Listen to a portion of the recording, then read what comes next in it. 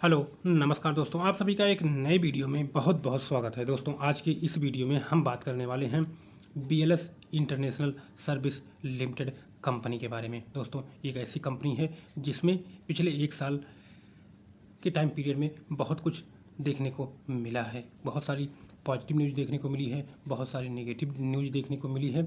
लेकिन वो न्यूज़ क्या थी, उनका लॉन्ग टर्म में इस कंपनी पर क्या इफेक्ट होने वाला है, इसके अलावा इस कंपनी का बिजनेस क्या है, ये कंपनी आगे आने वाले समय में कैसे ग्रोथ करने वाली है, इन सब के बारे में आज की इस वीडियो में आपको डिटेल जानकारी मिलने वाली है। तो इसलिए यदि आपने अभी तक चैनल को सब्सक्राइब नहीं किया है तो प्लीज़ चैनल को सब्सक्राइब करके बेल आइकन प्रेस कर दीजिए। सबसे पहले इस कंपनी के कुछ प्रमुख पैरामीटर जो कि किसी भी इंटेलिजेंट इन्वेस्टर के लिए जानना जरूरी होता है, सबसे पहले उन पर हम डिस्कशन कर लेते हैं। इस कंपनी का जो पी है वो 17 है। जो इंडस्ट्री का पी है दोस्तों वो है 34.8।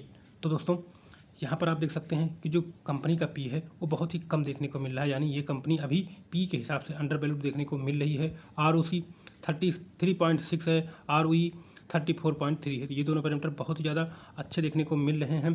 कंपनी के जो प्रमोटर हैं उनका कोई भी स्टेक प्लेज नहीं है।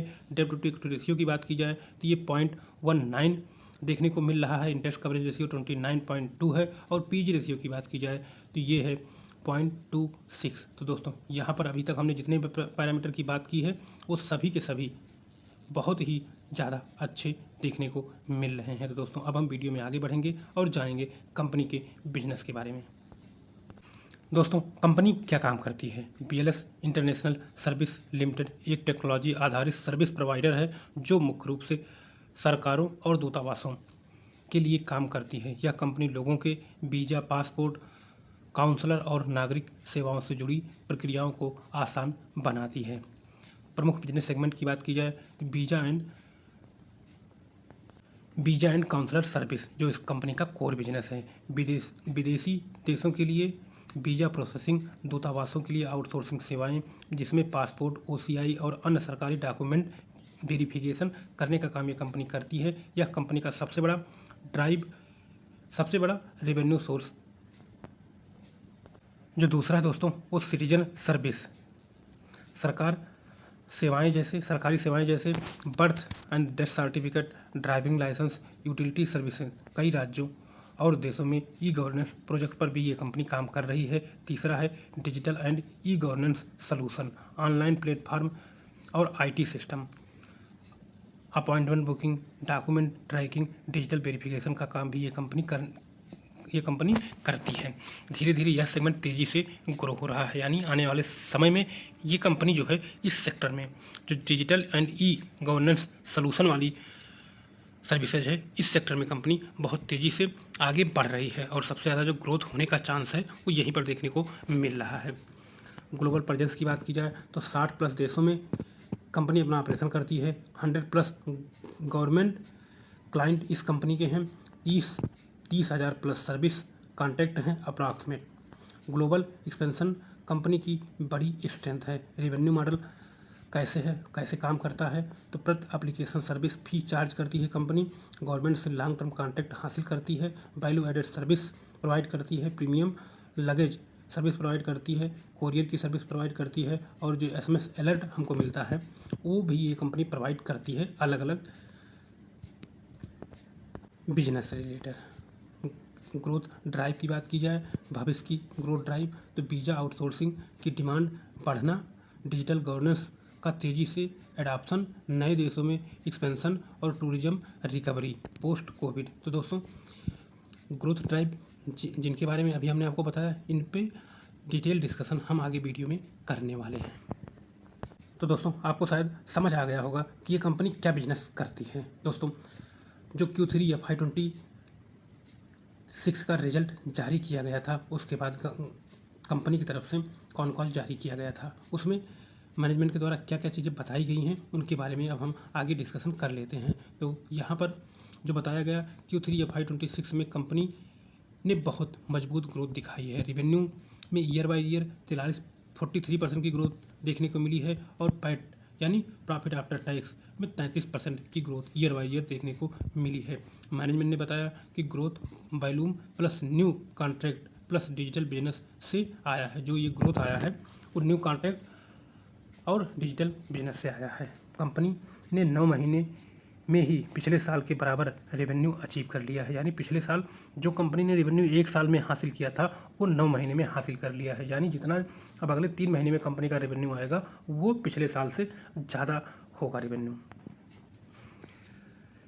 इसके अलावा वीजा एंड काउंसलर बिजनेस पर कमेंट्री करते हुए मैनेजमेंट ने कहा यह अभी भी कोर बिजनेस है। रेवेन्यू ग्रोथ 20% देखने को मिला है। वीजा एप्लीकेशन में जो ग्रोथ है वो 17% के आसपास देखने को मिला है। मैनेजमेंट ने यहाँ पर बताया कि इंटरनेशनल ट्रेवल रिकवरी स्ट्रांग है। Europe and middle east market में डिमांड हाई है।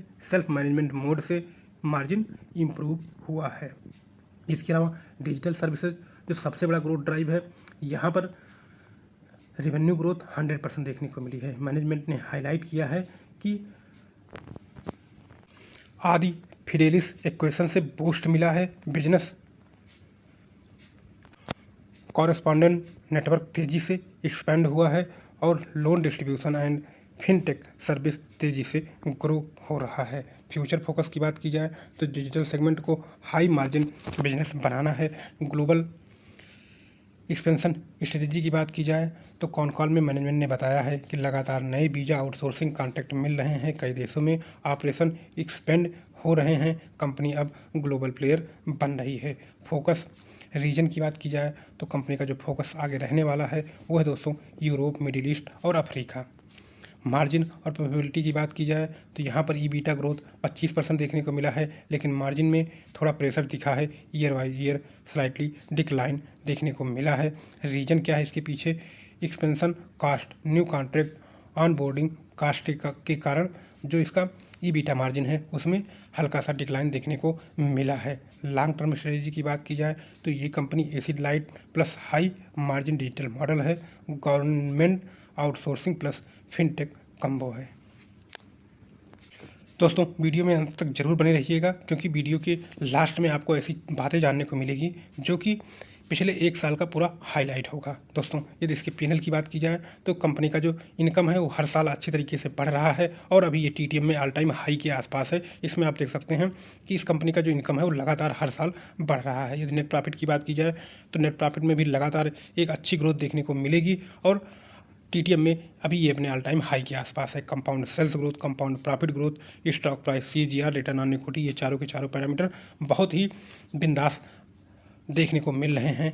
बैलेंस शीट की बात की जाए तो कंपनी के पास जो रिजर्व है वो 2089 करोड़ का रिजर्व है और उसके सापेक्ष बोरिंग की बात की जाए तो सिर्फ 404 करोड़ की नाम मात्र की बोरिंग देखने को मिलेगी। यदि शेयर होल्डिंग पैटर्न की बात की जाए दोस्तों तो कंपनी के प्रमोटर के पास 70.39% स्टेक है जो काफ़ी समय से सेम देखने को मिल रहा है। EFI के स्टेक की बात की जाए तो EFI का स्टेक हल्का सा डिक्रीज हुआ है यानी कम हुआ है। एक क्वार्टर पहले जो स्टेक 6.82 था वो गिरकर 6.37 के आसपास देखने को मिल रहा है। DI के स्टेक की बात की जाए DI का स्टेक हल्का सा इंक्रीज हुआ है। एक क्वार्टर पहले 2.90 था जो कि बढ़कर 2.92 देखने को मिल रहा है। पब्लिक के स्टेक की बात की जाए पब्लिक का स्टेक 19.88 से बढ़कर 20.28 देखने को मिल रहा है। लेकिन दोस्तों यहाँ पर अभी शेयर होल्डिंग पैटर्न ओवरऑल से शेयर होल्डिंग पैटर्न बहुत ही अच्छा देखने को मिल रहा है, लेकिन यहाँ पर हल्का सा निगेटिव चेंज देखने को मिल रहा है। लेकिन आपको उससे डरने की ज़रूरत नहीं है क्योंकि कंपनी अभी भी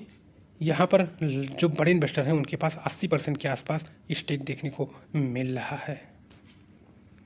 ये दोस्तों कंपनी के फ्यूचर ग्रोथ प्लान की बात की जाए तो BLS इंटरनेशनल का फ्यूचर ग्रोथ प्लान काफ़ी मजबूत और डाइवर्सिफाइड दिखाई देता है।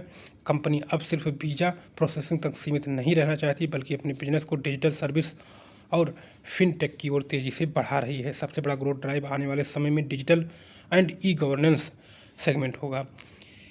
एडिफिस इक्वेशन के बाद कंपनी ने बिजनेस कॉरेस्पॉन्ड नेटवर्क तेज़ी से एक्सपेंड करना शुरू किया है। इसके जरिए रूरल और सेमी अर्बन एरिया में लोन डिस्ट्रीब्यूशन, बैंकिंग सर्विस और फाइनेंशियल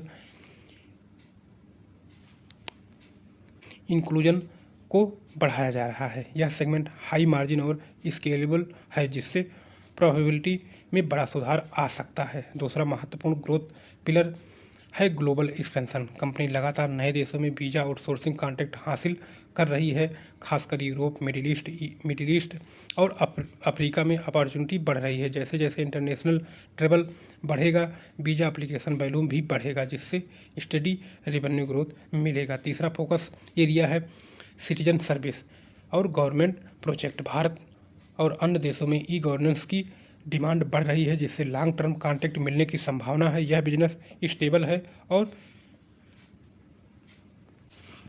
प्रेडिक्टेबल कैश फ्लो देता है। हालांकि कुछ रिस्क भी मौजूद है, जैसे गवर्नमेंट कॉन्ट्रैक्ट पर डिपेंडेंसी और जियोपॉलिटिकल इशू, जो वीज़ा डिपेंडेंट को प्रभावित कर सकते हैं। ओवरऑल कंपनी की स्ट्रेटजी क्लियर है, visa plus digital plus government service का कम्बिनेशन बनाकर लॉन्ग टर्म सस्टेनेबल ग्रोथ हासिल करना। दोस्तों, इस कंपनी में पिछले एक साल में कौन कौन से घटनाक्रम कब कब घटित हुए हैं उनके बारे में बात कर लेते हैं। अगस्त 2025 में बड़ा सरकारी आर्डर, कंपनी को 2055 करोड़ का UIDAI यानी जो आधार कार्ड है उसका कॉन्ट्रैक्ट मिला आधार सेवा केंद्र चलाने का। इससे सिटीजन सर्विस सेगमेंट में बड़ा बूस्ट मिला। इसके अलावा दोस्तों, अगस्त 2020 में Q1FY26 रिजल्ट जारी किया गया, जो कि काफ़ी स्ट्रांग रहा। रेवेन्यू में ईयर बाई ईयर 44% की ग्रोथ देखने को मिली थी और प्रॉफिट में भी स्ट्रांग ग्रोथ देखने को मिली थी। उसके पीछे रीजन था वीज़ा प्लस डिजिटल बिजनेस, दोनों में ग्रोथ अच्छा देखने को मिला था। अक्टूबर 2025 में एक नेगेटिव न्यूज़ देखने को मिली थी।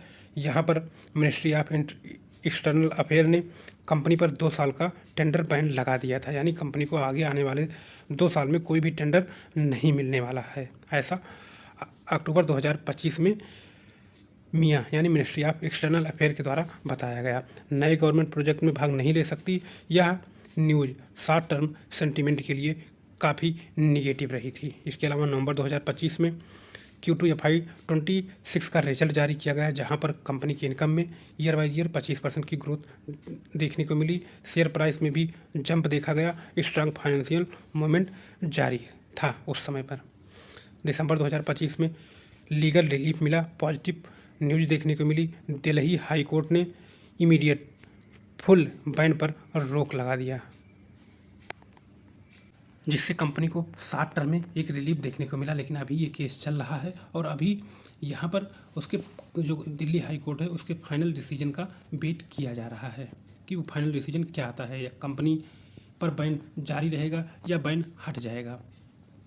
जनवरी 2026 में न्यू ग्लोबल कॉन्ट्रैक्ट कंपनी को मिला।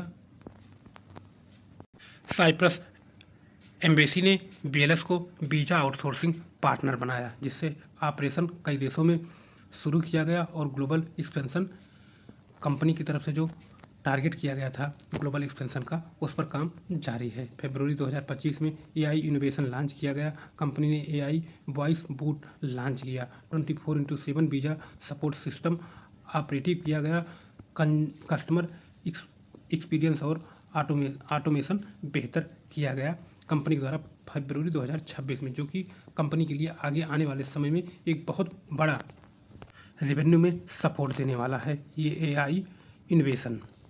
फरवरी 2026 में Q326 कॉन कॉल अपडेट किया गया, जिसमें बताया गया कंपनी की तरफ से कि स्ट्रांग ग्रोथ कंटिन्यू जारी है।